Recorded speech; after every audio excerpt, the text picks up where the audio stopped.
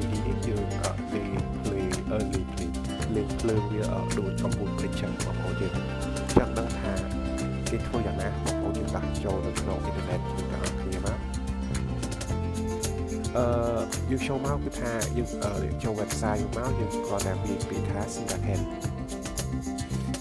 យើងចុចកន្លែងមកបាទបងប្អូនយើងចូលអត់ទាន់បាន login ជាមួយ Gmail បងប្អូនយើង login ជាមួយ Gmail មកបាទយើងវានឹងដល់ផ្ទះតែម្ដងហើយយើងចុច video មួយមកបងប្អូនយើងមួយមកអូខេហើយគឺជាផ្ទះនៃការដែលយើងត្រូវធ្វើការងារអូខេឥឡូវយើងមើលកន្លែងនេះគឺថាយើងដាក់ all អស់អូខេដាក់ all អស់យើងយកបតArdunio មួយមកអូខេកន្លែងដល់ខ្សែបន្ទាប់មកយើងប្រើជាមួយនឹងពីចំនួន5 3យើងលេខពណ៌ជួយបងប្អូនជួយមើលតែម្ដងយើងជួយ LED អូខេដាក់ LED មួយមកដាក់ពុកចំនួន8បងប្អូនយើងហើយយើងដាក់ពណ៌ក្រហមអូខេយើងដាក់មួយទៀតអានេះយើងដាក់ពណ៌ blue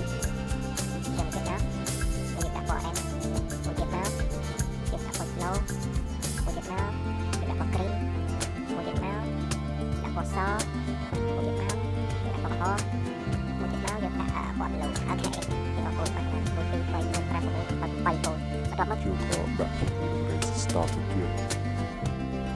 Raise start.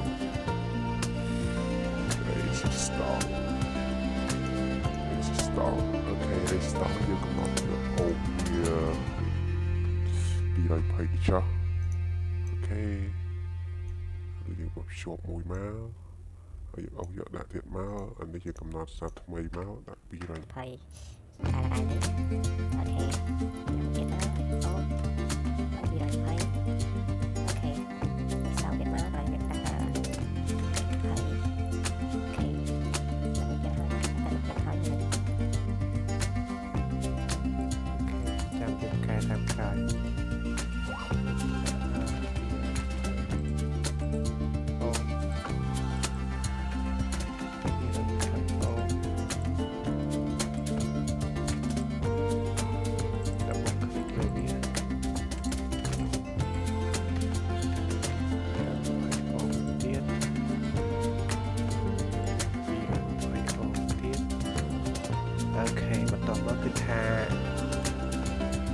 យើងយកជើងអំពូលនេះភ្ជាប់ជាមួយនឹងជើង digital ហើយយើងយកខ្សែទៅភ្ជាប់អូខេហើយយើងយកចេញពីនេះមកបានដាក់ចូលជើងលេខ2ហើយចូលជើងលេខ3ចូលជើងលេខ4ចូលជើងលេខ5ចូលជើងលេខ6ចូលជើងលេខ7ចូលជើងលេខ8ចូលជើងលេខ10មកអូខេដល់មកគឺថាបងចេញពីជើងអានេះយើងយកបកខ្មៅណាយើងយកជើងនេះចូលជើងជាពីមកចូលជើងបកខ្មៅនេះចូលជាពីអូ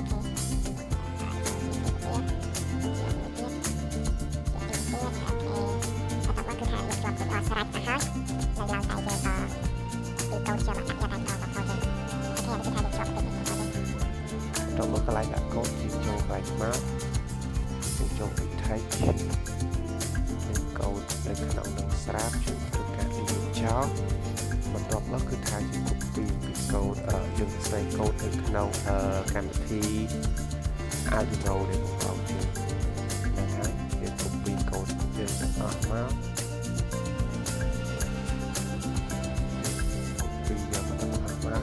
អូនយើងចាប់បានកូដចាំខ្ញុំដាក់កូដនៅក្រោម description តែម្ដងបាទ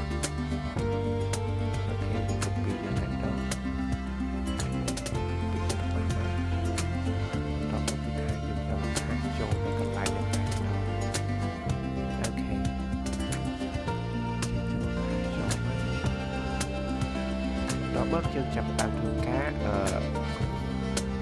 start simulation យើងយកតាមទៅអូខេតោះកុំឲ្យបងប្អូនយើងទៅរងចាំយូរយើងចាប់តាមធ្វើការ start មើលទាំងអស់គ្នាគឺថាអំពូលនេះវាភ្លឺបាន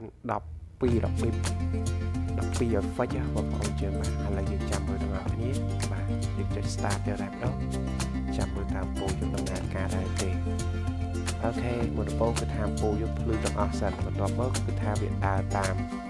effect នីមួយៗនេះបាទវិញ្ញាណយកតែម្ដងវិញ្ញាណយកតែម្ដងវិញ្ញាណប្រហែលជាអាផ្លិតនេះ50យើងដាក់ delay 50អូខេវិញ្ញាណតាមពណ៌វា12 effect កាលណាវាដើរចប់ពូនឹងវាអារម្មណ៍លុបទាំងអស់លុបមក flat វានឹងភ្លឺវិញភ្លឺដូចដើមអូខេចាំមើលវាដាក់ចប់ទៅហើយ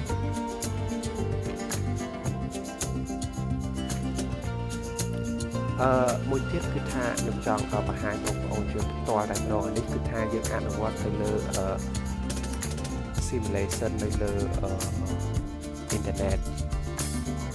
អានេះបើសិនជាបងប្អូនជួយអត់មានគ្រឿងយើងអាចអនុវត្តទៅលើនឹងបានឧបករណ៍ប្រាក់តហើយខ្ញុំនឹងតែនេះគឺថាវាចប់ហើយចប់ដំណើរការវា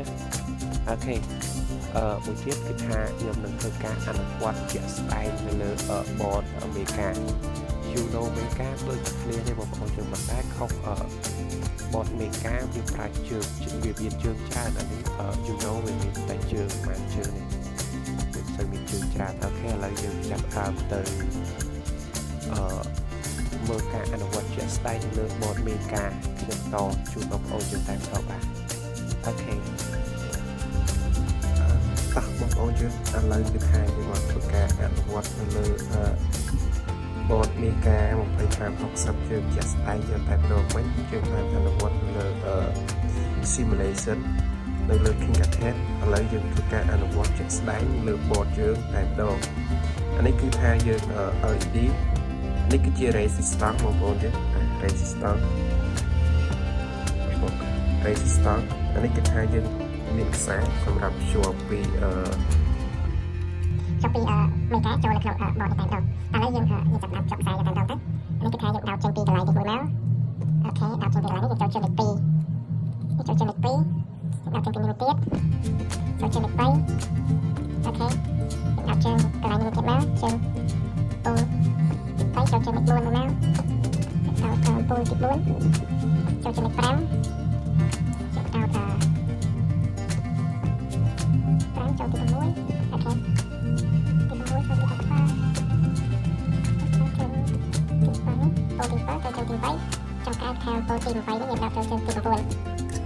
អូខេបងប្អូនយើងឃើញនៅកន្លែងនេះខ្ញុំដោតជើងមួយខាងរបស់ LED នឹងជើងខ្លីជាងគេបងប្អូនយើងបាទជើងខ្លីនេះគឺថាខ្ញុំដាក់វាជាប់គ្នាបន្ទាប់មកគឺថាខ្ញុំពងខ្សែកន្លែងនេះគឺមានន័យថាមួយជូរនេះគឺថាភ្លើងរបស់ TNT ទាំងអស់ហើយខ្ញុំពងពីភ្លើងនោះមកចូលជើងកន្លែងនេះដើម្បីឲ្យខ្សែជិតក្នុងការដោតបន្ទាប់មកគឺថាយើងដោតជើងកន្លែងនេះចូលជើង TNT យើងតែម្ដងជើង TNT យើងជើងកន្លែងនេះអូខេតោះឥឡូវយើងចាប់ផ្ដើមធ្វើការ upload code ជើតែម្ដងបងប្អូនយើងមកចាប់ផ្ដើមធ្វើការ upload អូខេតោះបងប្អូនយើងបន្ទាប់ពីយើងជាប់ជើងរបស់ 3D ជាមួយនឹង board Mega យើងឥឡូវយើងនឹងមកធ្វើការបង្ហាញការ upload code ជើងតែម្ដងកូដនេះគឺយើងសរសេរនៅលើ Ardunio បងប្អូនយើងចង់បានចុះចាំខ្ញុំតម្លាក់នៅក្រោម description នេះតែម្ដងបាទអូខេតោះឥឡូវយើងចាប់ផ្ដើមធ្វើការ upload code យកតែម្ដងមុនដំបូងគឺថាយើងជ្រើសរើស board យើងមក board យើងគឺថាយើងប្រើMega 25អូខេយើងចុចជើងមួយមកបន្ទាប់មកជាមួយ processor វាយើងយកមក2560ដែរឲ្យវាត្រូវជាមួយនឹង board យើងកំពុងតែប្រើនេះបន្ទាប់មកគឺថាយើងមើល port វាមាន port com 1 com 2 com 3តែ com Mega យើងគឺថាចូលមក com 3តែម្ដងបាទ អូខេឥឡូវយើងចាប់ផ្ដើមធ្វើការ upload កូដគឺថាយើងចុចអាកន្លែងសញ្ញា Pro នេះតែម្ដងចុចបាច់មកបងប្អូនយើងនេះឃើញវា load នៅកន្លែងនេះគឺថាកូដយើងបានសរសេរវានឹងធ្វើការ upload ចូលនៅក្នុងArdunio Mega របស់យើងតែម្ដង microcontroller យើងអូខេឥឡូវតោះយើងទៅមើលកូដនៅមើល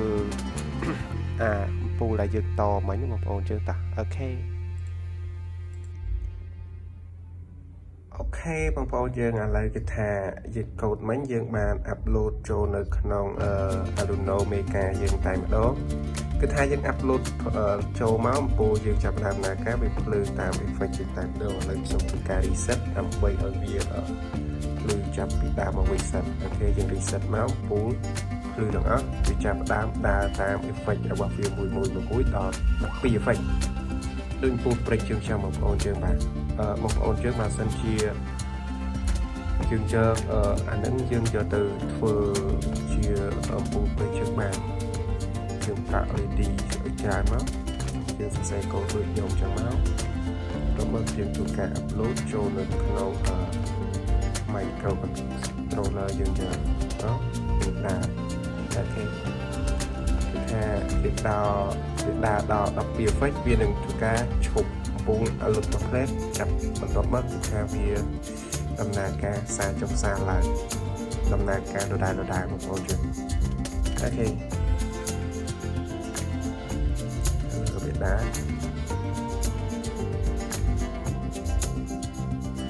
ធ្វើស្អាតមែនទេ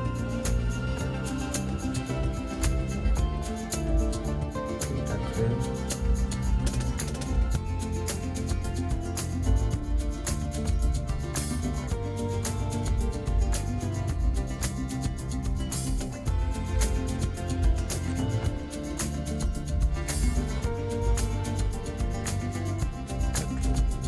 តែឥឡូវគឺថាវាចប់ហើយដល់ពី effect វានឹងកំពុងរលត់ទាំងអស់បានមកស្បាក់វានឹងភ្លឺវិញវាដដែលជាបន្តទៀតហើយអូខេតោះឥឡូវអរគុណបងប្អូនយើងបាទ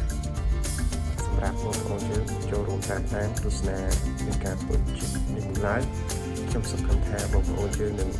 ចេះតហើយចេះសរសេរកូដទាំងអស់គ្នាកូដខ្ញុំនឹងធ្វើការដាក់នៅក្រោម description តែម្ដងអរគុណបងប្អូនយើងបានសម្រាប់ការចូលតាមដានកុំភ្លេចចុច like ចុច share ឬចុចតង់ subscribe ជួយខ្ញុំម្នាក់មួយផងដែរអរគុណច្រើនបងប្អូនយើងបាយបាយ